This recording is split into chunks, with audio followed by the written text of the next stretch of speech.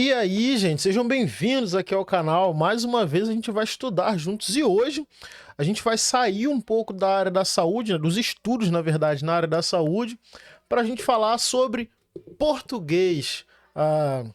Não é fácil o português, a gente sabe, na verdade, que o português é uma das línguas mais difíceis do mundo, tem muitas pegadinhas dentro do português, e quando a gente vai usar, então, o português dentro das provas para concurso público, aí mesmo é que o bicho pega. Mas calma aí, não pega tanto assim, a gente vai conversar hoje, vai estudar juntos aqui, e você vai ver que o português ele pode ser bem fácil se você estudar, e que também se assemelha muito, por exemplo, à anatomia. No português tem muita coisa que é decorar. Isso estou falando para quando você vai responder uma pergunta, quando você vai responder uma questão, quando você vai para um concurso público. Então, vou te dar algumas dicas aqui a respeito de alguns tópicos dentro do português para que você possa se sair bem dentro do português. Então, senta, se acomoda, pega um copo d'água e vamos juntos, né? Que você já está vendo aí na tela, ó, português para concurso público. Eu sou o Léo Sobral, você vai ter oportunidade aí de me seguir lá no Instagram, tá vendo aí, ó, Léo Sobral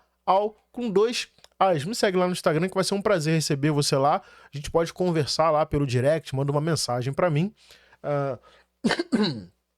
Pode ser que eu demore um pouco para responder, mas eu faço de tudo para responder todo mundo. Então, corre lá pro Instagram. E aqui vamos correr para o nosso estudo hoje com português para concurso público. E o que a gente vai ver, então, nessa aula especificamente? Vamos lá, ó.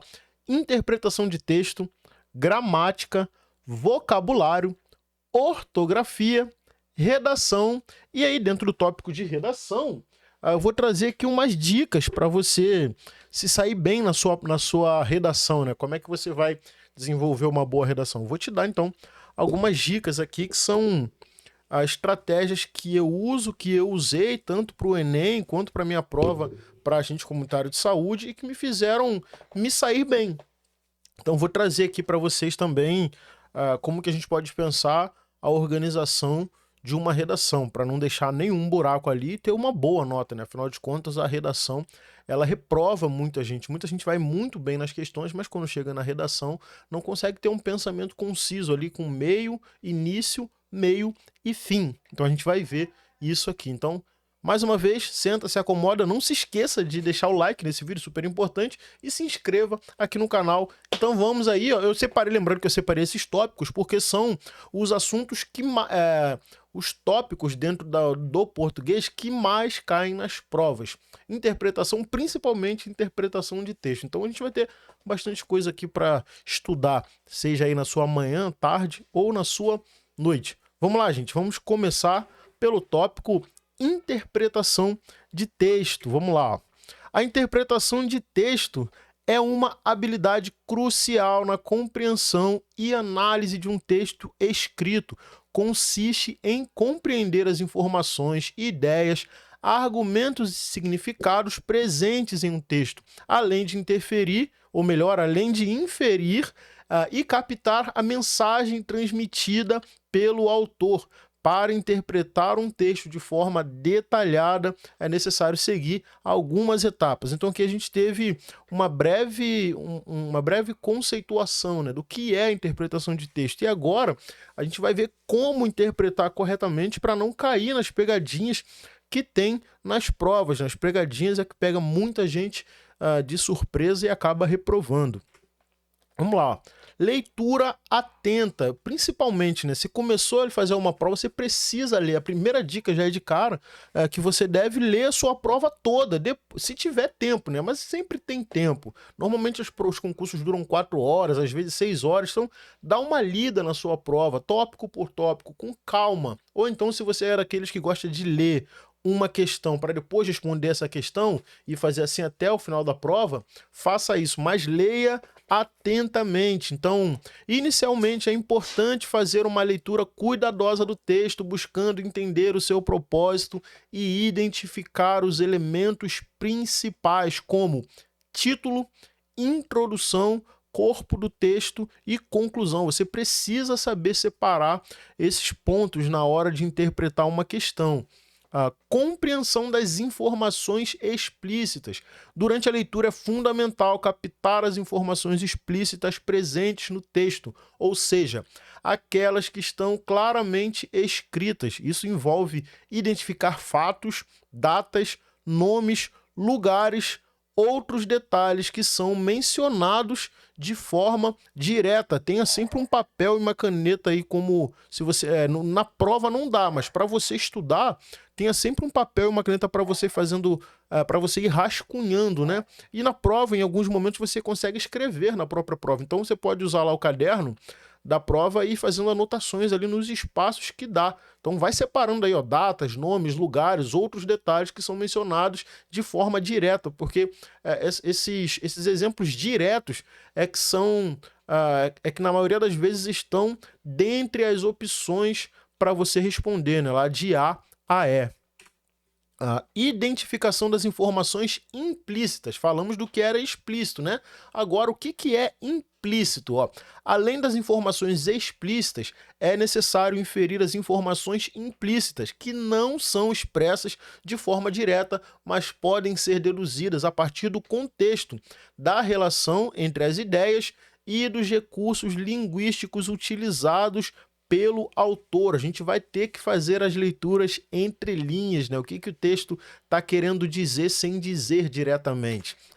Esse é o nosso trabalho na hora de fazer uma boa prova. Análise do texto e do propósito. É essencial considerar o contexto em que o texto foi produzido, como o gênero textual, o público-alvo e o objetivo do autor. Isso auxilia na compreensão da intenção por trás das palavras e na identificação de possíveis vieses ou intenções persuasivas, porque acredite, o texto ele pode persuadir você, inclusive, para te confundir. Acredite nisso, o concurso é feito para te confundir mesmo, né? São poucas vagas, muitos candidatos, e você precisa ter atenção. Você está vendo alguns elementos aqui como gênero textual, né, objeto do autor e tal. Se você quiser, eu posso fazer um outro vídeo com esses assuntos mais detalhados. É porque eu separei ortografia, vocabulário, gramática, interpretação de texto e redação, porque são os tópicos mais abrangentes e mais importantes. Se eu fosse, nesse vídeo aqui especificamente, detalhar ainda mais a ponto de explicar, por exemplo, o que é gênero textual, esse vídeo ficaria muito grande e esse assunto não é tão importante assim para discutir para um concurso público. Então ele é um pouco mais abrangente. Mas se você quiser, deixa aqui nos comentários que eu volto aqui com esse assunto mais detalhado ainda e a gente vai ter mais um estudo que vai ser bem legal, tá bom? Só deixa aqui nos comentários que com toda certeza eu volto aqui num próximo vídeo. E 5, organização das ideias. Ainda estamos em interpretação de texto, hein? Ao interpretar um texto, é importante identificar a estrutura e a organização das ideias apresentadas pelo autor, reconhecer a introdução, os argumentos centrais, exemplos, contra-argumentos e a conclusão permite compreender a linha de raciocínio utilizada pelo autor, porque sim, existe mesmo um raciocínio, então você precisa ler com calma, como disse lá na primeira imagem aqui de interpretação de texto, início, meio e fim. Você precisa saber o que tem em cada uma dessas 3 partes para você ter uma noção melhor na hora de responder a questão, porque normalmente as questões são fáceis. O problema são as pegadinhas e a nossa falta de atenção, sobretudo quando estamos falando de interpretação de texto. A reflexão crítica. A interpretação de texto também envolve uma reflexão crítica sobre o conteúdo apresentado. Isso inclui analisar a validade dos argumentos, verificar a consistência das informações, avaliar o objetivo do autor e, quando apropriado, formar uma opinião própria embasada nas evidências apresentadas. E a gente vai partir, então, para a gramática. O que é gramática, né? Antes da gente se aprofundar um pouquinho, vamos entender o conceito gramática? A gramática é o conjunto de regras e princípios que regem o uso e a estrutura de uma língua. Ela descreve como as palavras são formadas, como são organizadas em frases e como se relacionam entre si. A gramática abrange várias áreas, incluindo a fonologia, morfologia, sintaxe, semântica e pragmática. Léo, por que você está falando de morfologia, fonologia? Porque isso cai em concurso público e essas palavras não estão aqui à toa. A gente vai entender cada uma delas a partir de agora. Olha aí, ó. Fonologia. Estuda os sons da língua, suas características e como são combinados para formar palavras. Então, é o som, a forma que você pronuncia as palavras, a semelhança entre um som e outro, né? Por que que a gente, às vezes, tem o mesmo som para letras diferentes? Isso é fonologia, isso cai em questão de concurso público, né? Vai ser formado alguma palavra lá, e aí ele vai detalhar, de repente, na pergunta, na verdade, na pergunta não, nas respostas, nas opções, pode ser que esteja lá fonologia, quando a questão vai falar alguma coisa relacionada ao som. Do que estamos falando quando estudamos os sons das palavras, quando a gente estuda as características e as combinações para formar. Você vai ter que se lembrar que é fonologia. Lembra que eu falei para você logo no início aqui do nosso estudo que, assim como a anatomia, quando a gente vai para um concurso público, português é muito decoreba, se você decorar, dentro da prova você vai se dar bem. Quando a gente vai estudar português é diferente, não é só decorar. Mas para um concurso, decore aí, hein? Morfologia analisa a estrutura das palavras, suas classes gramaticais, substantivos, verbos, adjetivos e os processos de formação como derivação e flexão. Essa aqui já é bem mais fácil, pouco se cai é ótimo, né? Poucas questões caem a respeito de morfologia, mas é sempre bom a gente ficar esperto aqui com relação a isso, né? Vamos lá, ó. Sintaxe, aqui está em todas as provas. Estuda a organização das palavras em frases e a relação entre elas, incluindo a ordem das palavras, concordância verbal. Atente-se muito à concordância verbal nos textos, porque cai muita pegadinha para te enganar. Se você não se atentar à concordância verbal, você vai se azedar na prova. E a concordância nominal também, regência verbal e nominal, entre outros aspectos. Semântica, investiga o significado das palavras e como elas se relacionam dentro de uma frase para expressar significados mais amplos, né? Quando a gente vai ali entender a palavra, né? Quando a gente começa a pesquisar, vai a fundo, sua origem e tal, então a gente vai chegar lá na semântica para investigar de fato o significado daquela palavra e aí discutir ela dentro daquele contexto, daquela frase, né? Pragmática analisa o uso da linguagem em contextos reais de comunicação, levando em consideração o propósito, a intenção do falante, as inferências e as normas sociais, né? Quando a pessoa é muito pragmática, uma pessoa que se atenta muito aos detalhes. Então, quanto mais detalhes, mais pragmática a pessoa é. E aí a gente precisa se atentar isso aí dentro do português. E chegamos ao vocabulário. Parece até aula de primeira série, né? Quando parece que a gente está retornando lá ao ginásio. Ginásio não, ao primário. Quem é da minha época aí, eu sou de 85. Estive no primário no início dos anos 90. Então, ainda era primário. Agora não, agora é Fundamental 1, Fundamental 2. Mas parece que a gente está retornando aí quando era criança, né? Mas sim, acredite. Essas disciplinas que são ali dos anos iniciais, para quem está estudando e estudando português, são essas coisas que caem nas provas. Então fiquem atentos. Viu como eu falei de concordância verbal? Olha o que eu falei. São isso que caem. Olha aí um exemplo errado de concordância verbal. São essas coisas que caem. Esse é o certo. Vamos seguir então com o vocabulário. Ó. O vocabulário se refere ao conjunto de palavras que uma pessoa conhece e é capaz de utilizar em sua linguagem oral ou escrita.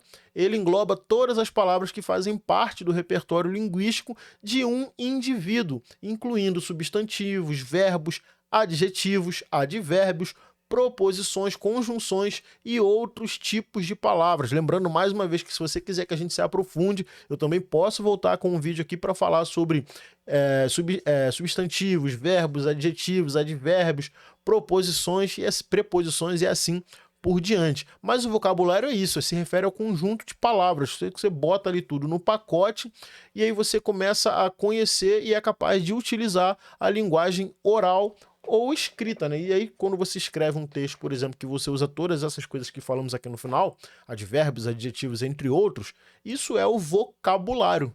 A conversa, né? Vocabulário.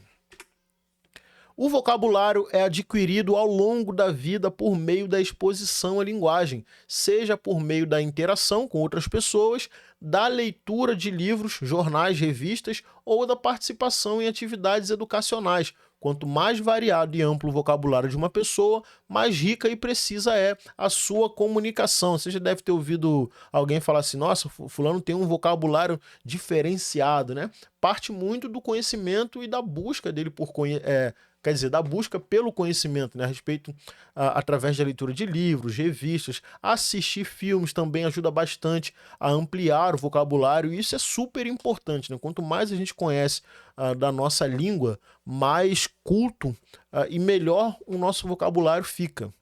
Vamos lá, o vocabulário se refere ao conjunto de palavras que uma pessoa conhece e é capaz de utilizar em sua linguagem. Aqui é só para fixar mesmo, porque eu estou repetindo. Não sei se você percebeu, hein? Então fixe isso, ó. A sua linguagem oral ou escrita, e ele engloba todas as palavras que fazem parte do repertório linguístico. E aí o vocabulário um vocabulário rico e diversificado é importante para a expressão efetiva de ideias e para a compreensão adequada de textos. Por meio do vocabulário é possível transmitir informações, expressar emoções, fazer descrições detalhadas e articular pensamentos de maneira mais precisa. Aqui eu vou aumentar a tela para falar contigo, vou até tirar o óculos para não refletir aqui a luz, mas o que acontece? Quanto mais você lê, mais você enriquece o seu vocabulário. Quando a gente chega num concurso público, é muito comum a gente se deparar com palavras que a gente nunca ouviu ou nunca leu. Mas essas palavras, elas podem ser corriqueiras no dia a dia. O que faltou para a gente foi a busca de conhecimento. Então, leia bastante, leia literaturas, se interesse, procure se interessar por livros, porque pode parecer que não, mas isso vai fazer toda a diferença no momento em que você se deparar com uma prova. E aí você vai lidar com um vocabulário que, apesar de não fazer parte da sua rotina, você já teve contato com ele através de livros, através de filmes históricos. Isso é muito importante também. Dica de ouro: assista bastante filmes históricos relacionados a, por exemplo, sociologia, filosofia, porque isso tudo cai em questão de prova. E eu não estou falando de filosofia e sociologia a matéria, mas eu estou falando que quando a gente estuda sociologia e filosofia, é mais fácil a gente ter contatos com vocabulários mais ricos, vamos dizer assim. E aí você não vai se perder quando chegar na prova diante de uma palavra que você não conhece, né? Porque na verdade você já ouviu falar, já sabe alguma coisa dessa palavra.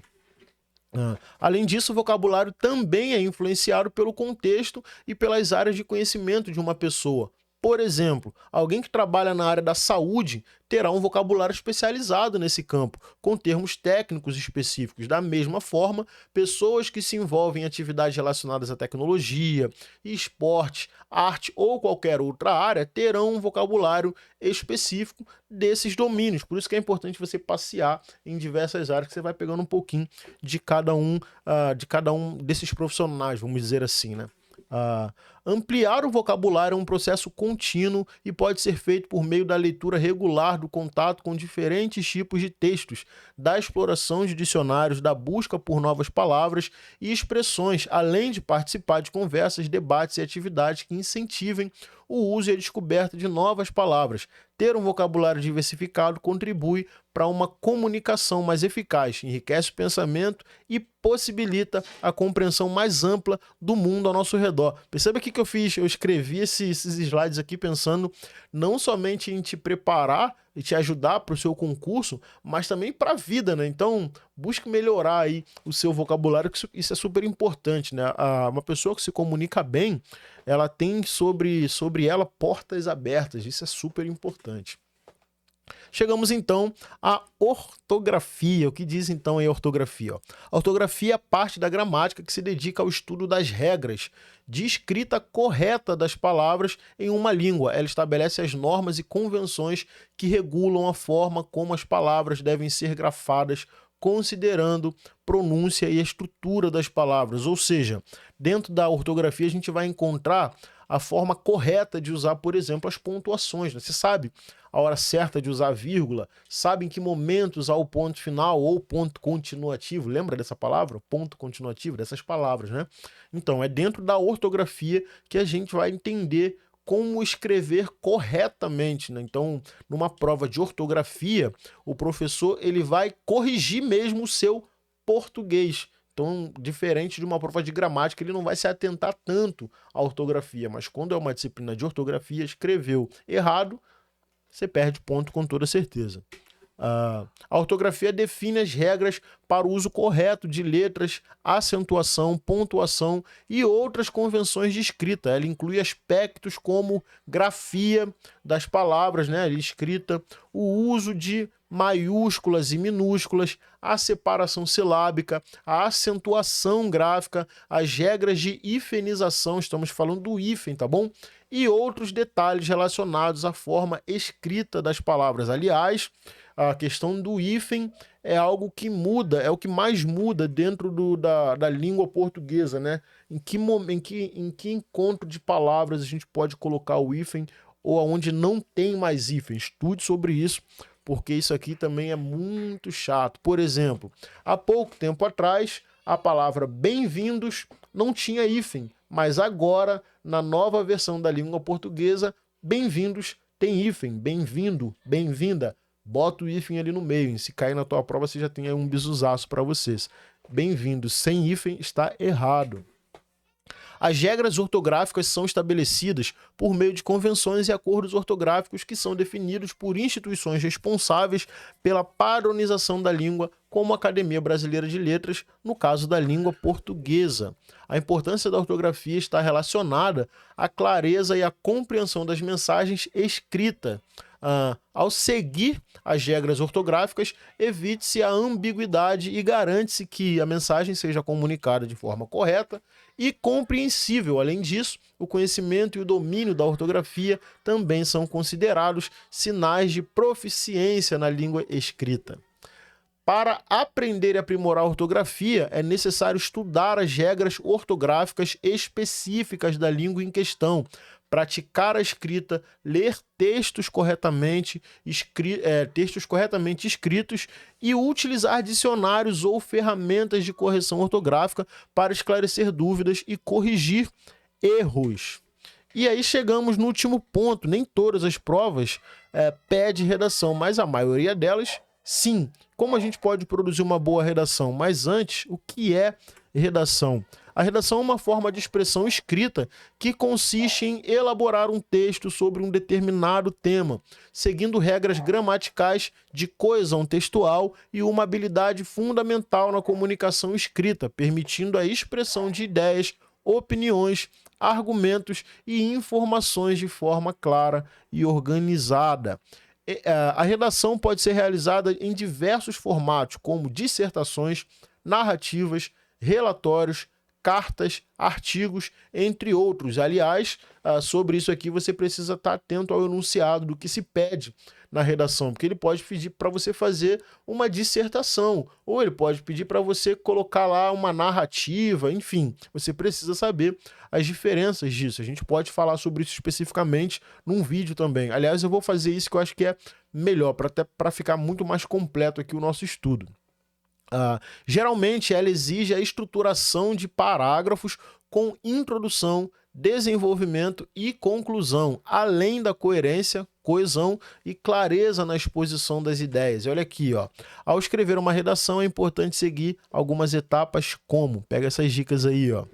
Planejamento. Antes de começar a escrever, é recomendado fazer um planejamento do texto, definindo o tema, organizando as ideias principais e estruturando os argumentos que serão apresentados. Para isso você precisa ler toda a redação atentamente. Lembra lá do nosso primeiro tópico de estudo aqui, que foi a interpretação de texto? Então, fique atento.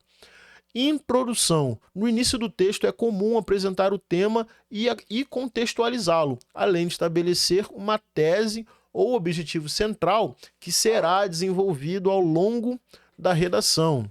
desenvolvimento, né, o meio da nossa redação. Nessa parte são apresentados os argumentos e informações que sustentam a tese proposta. É importante estruturar os parágrafos de forma coerente, apresentando ideias relacionadas e utilizando recursos como exemplos, fatos, estatísticas, citações, entre outros, para embasar os argumentos. É dentro do desenvolvimento que a gente vai discutir isso daqui, ó. Cadê? Deixa eu voltar lá, ó. Aqui, ó. É dentro do... Opa, aqui na verdade, ó. É dentro do texto... Não, acho que eu voltei tudo. Calma aí. Aqui, ó. É dentro lá do desenvolvimento que a gente vai desenvolver essa parte aqui, ó. Que o texto, que o enunciado, na verdade, vai nos orientar ou vai sugerir. Por exemplo, lá no desenvolvimento a gente vai fazer a nossa dissertação, a nossa narrativa, a carta, o artigo, o relatório, enfim. Mas normalmente é no desenvolvimento, ou seja, no meio da redação, em que a gente vai apresentar a nossa ideia. E aí, por fim, a conclusão. Na conclusão, é feito um fechamento do texto, retomando a tese e os principais pontos abordados. Também é possível apresentar uma síntese dos argumentos e uma reflexão final sobre o tema. Em palavras mais objetivas, na conclusão, você faz uma síntese do desenvolvimento e relembra o que é pedido, né? O título, qual o assunto, o foco principal. E você finaliza, então, a partir do que você entendeu ali e das suas opiniões. A prática constante da redação ajuda a desenvolver habilidades de escrita, organização de ideias, argumentação e clareza na comunicação escrita. Além disso, a redação é frequentemente exigida em avaliações, concursos e processos seletivos, sendo uma forma de avaliar a capacidade de expressão e o domínio da língua escrita por parte do autor. E olha aqui, ó, muito legal isso aqui para você lembrar de tudo que a gente estudou aqui, ó. É importante estudar esses tópicos e praticar com questões anteriores da prova que você vai fazer, né? Seja lá qual concurso que você vai fazer aí, pegue as provas mais recentes, 3 últimos anos, para você entender o que é pedido e foque, né, nesses conhecimentos que você tem adquirido com os seus estudos. Então, é importante estudar esses tópicos e praticar com questões anteriores da prova para se preparar adequadamente e aumentar as chances de obter um bom desempenho na área de português. E por fim aqui, para a gente encerrar, Léo Sobral. Eu tô lá no Instagram, Léo Sobral, com 2 As. Você me encontra lá, pode me seguir. Gente, por que eu não trouxe um simulado de português? Porque os simulados, eles não nos preparam. Os simulados são decorebas. Você vai fazer um simulado, vai fazer 2, vai fazer 3, mas se na tua prova não cair nenhuma questão dos milhares de simulados que você estudou? Então você precisa conhecer a fundo os conceitos das palavras, quer dizer, dos tópicos que podem cair na prova, como por exemplo o que a gente estudou aqui em gramática, ortografia e tal. Então tem muitas outras formas de estudar além do simulado. Léo, você está dizendo que o simulado é ruim? Não, o simulado é maravilhoso e você deve fazer. Inclusive, tem simulados aqui no canal e eu pretendo trazer muito mais simulados. Porém, nem toda a prova vai cair uma questão do simulado que você está estudando aí o tempo todo. Então você precisa de fato pegar ali, ó, seu papel, sua caneta e estudar o português, estudar a matemática, relembrar as coisas lá da sua infância. Se for uma prova de nível médio, retorne lá as suas experiências aqui na sua memória com relação ao ensino médio, corre para a internet, porque é isso, na verdade, que vai te ajudar. Faça o simulado sim, mas estude também o português, a matemática, as específicas, por exemplo, do concurso que você vai fazer aqui. Como eu sou um profissional de saúde, eu comecei dando dicas para profissionais de saúde, então tem muita coisa aqui de legislação. Então eu não trouxe nenhum simulado de legislação. O que eu trouxe foi a própria legislação da saúde para a gente discutir e entender. E eu acho que isso contribui para o nosso estudo, tá bom? Então, espero que você tenha gostado. deixa aqui nos seus comentários se você quer que a gente se aprofunde sobre cada um deles, né, sobre ortografia, o que é ortografia, exemplo de ortografia na prática, que eu trago no próximo vídeo aí pra gente dar junto, tá bom? Que Deus abençoe vocês, uma excelente prova, não se esqueça de se inscrever aqui no canal, é importante que você faça isso, deixa seu like e um forte abraço, tá bom? E quando você for aprovado no seu concurso, volte aqui, deixa aqui nos comentários para eu saber, porque eu quero comemorar junto contigo. Um forte abraço, tamo junto.